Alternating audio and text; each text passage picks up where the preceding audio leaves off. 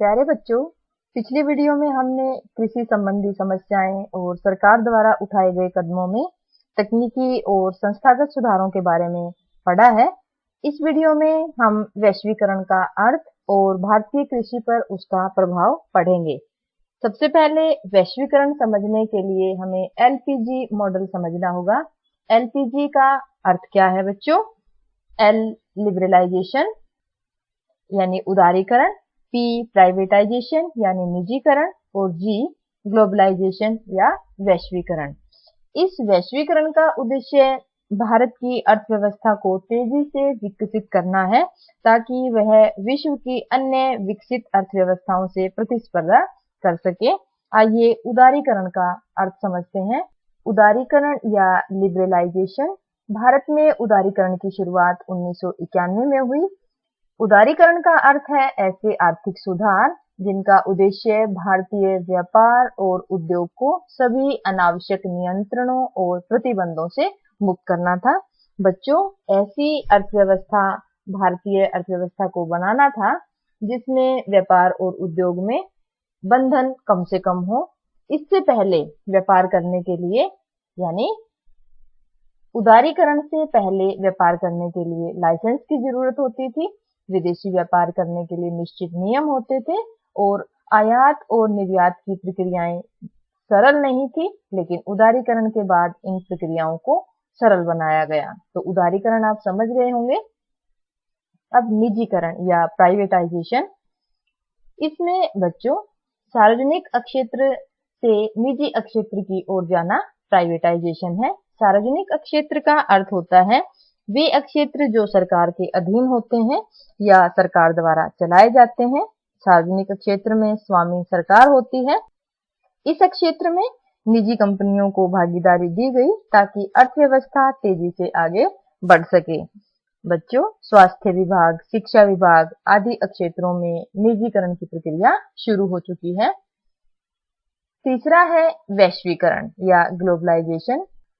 LPG model पढ़ रहे हैं हम। जी का अर्थ है ग्लोबलाइजेशन या वैश्वीकरण। इसका अर्थ है विश्व के विभिन्न राष्ट्रों की अर्थव्यवस्थाओं को आपस में जोड़ देना, जिसके कारण विश्व के किसी भी देश की कोई भी कंपनी किसी भी अन्य देश के साथ व्यापार कर सकती है। उदाहरण के लिए भारत में चीनी उत्पादन जैसे मोबाइल फोन, खिलौने, पटाखे इत्यादि आसानी से बेचे जा सकते हैं। यही वैश्वीकरण है। अमेरिकी कंपनी अमेज़न के बारे में तो आप सबने सुना ही होगा। वैश्वीकरण के कारण आज यह कंपनी भारत में आसानी से व्यापार कर रही है। वैश्वीकरण और निजीकरण उदारीकरण के कारण ही संभव हो पाया है, क्योंकि उदारीकरण नियमों में ढील देना है और प्रतिबंधों को हटाना है। तो आप उदारीकरण, निजीकरण और वैश्वीकरण अच्छे से समझ गए होंगे। देखिए बच्चों, सबसे जो महत्वपूर्ण जो केंद्र बिंदु है वो है उदारीकरण। भारतीय कृषि पर वैश्वीकरण का प्रभाव। बच्चों, भारत में वैश्वीकरण उपनिवेश काल में ही शुरू हो गया। उपनिवेश काल का अर्थ है वह समय जब भारत अंग्रेजों के अधीन था। अंग्रेजों ने भारत से गरम मसाले, कपास और नील का निर्यात किया इंग्लैंड में। तो यह वैश्वीकरण है कि जब एक देश का उत्पादन दूसरे देश में किया जाए। लेकिन भारत में 1991 से उदारीकरण की प्रक्रिया शुरू हुई।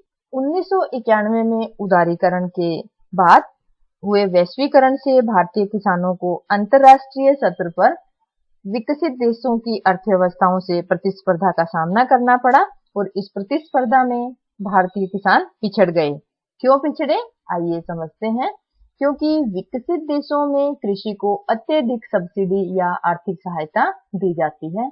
आइए उदाहरण से समझते हैं। बच्चों, भारतीय किसान ने 1 हेक्टेयर में गेहूं बोया, उसकी कीमत है 1000 रुपए, और वही एक अन्य देश में किसान ने गेहूं बोया, उसकी कीमत भी है, उसकी लागत भी यानी खर्चा 1000 रुपए।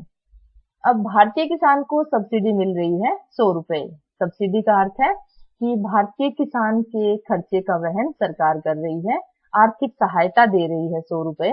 तो भारतीय किसान की कीमत हुई गेहूं की 900 रुपए।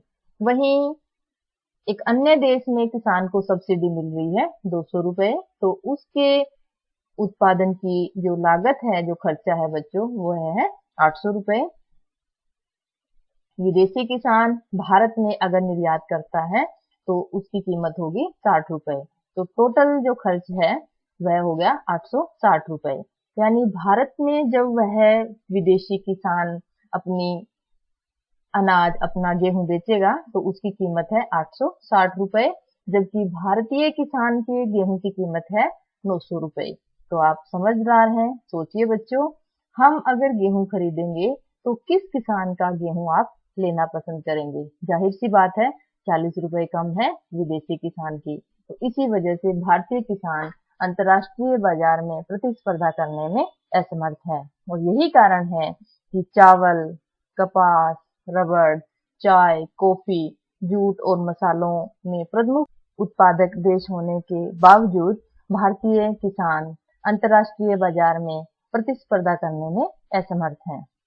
अंतर्राष्ट्रीय प्रतिस्पर्धा में भारतीय कृषि को सक्षम और लाभदायक बनाने के लिए निम्नलिखित सुझावों पर गौर किया जा सकता है। सबसे पहले है बच्चों जीन क्रांति। जीन क्रांति के तहत तकनीकी मदद से बीजों की एक नई उन्नत किस्म तैयार की जाती है, जिसमें पौधे को रोग से लड़ने की क्षमता ज्यादा होती है, सूखा, गर्म या ठंडा मौसम सहन करने की क्षमता होती है और वह अतिरिक्त पोषण मृदा से ले सकता है। इसी के साथ साथ कीटों से लड़ने की क्षमता भी जीन क्रांति के तहत तैयार हुए बीजों में होती है।